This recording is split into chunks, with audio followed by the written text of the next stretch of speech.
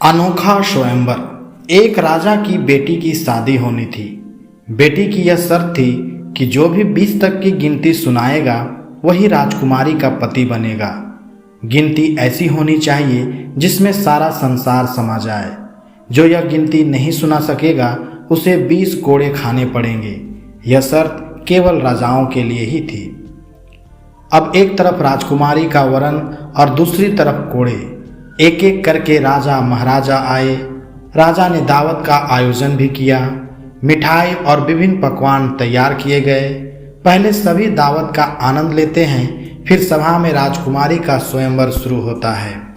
एक से बढ़कर एक राजा महाराजा आते हैं। सभी गिनती सुनाते हैं जो उन्होंने पढ़ी हुई थी, लेकिन कोई भी ऐसी गिनती नहीं सुना पाया जिससे राजकुमारी संतुष्ट हो सके।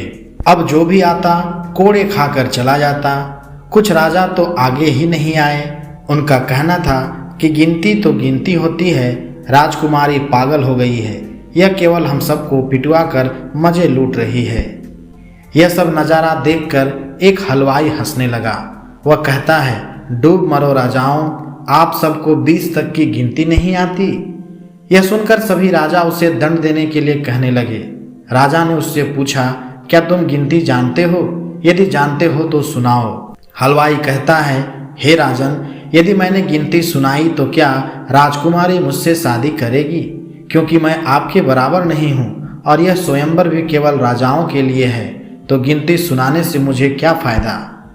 पास खड़ी राजकुमारी बोलती है, ठीक है, यदि तुम गिनती सुना सको तो मैं तुमसे शादी करूँगी, और यदि नहीं सुना सके तो तुम्हें मृत्यु दंड दिया जाएगा।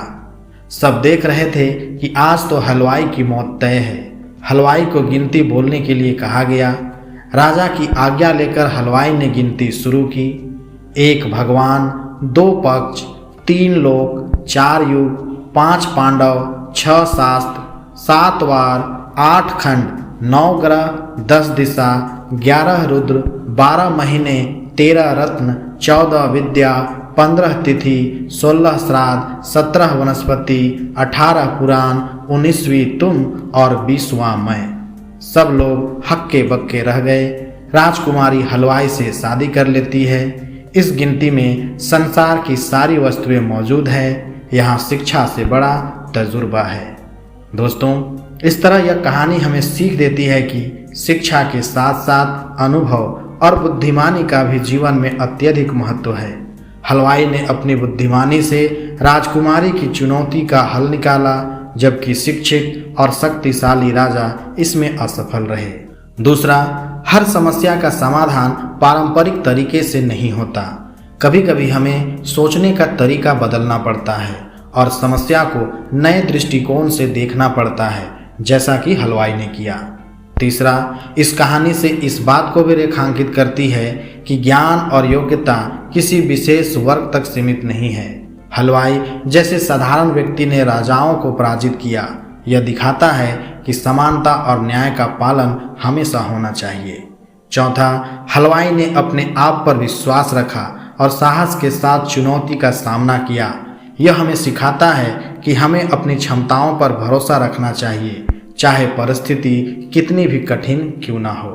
तो दोस्तों, कहानी पसंद आई हो तो एक लाइक और अपने दोस्तों से शेयर करना ना भूले। रोजाना ऐसी ही कहानियाँ सुनने के लिए चैनल को सब्सक्राइब भी कर ले। धन्यवाद।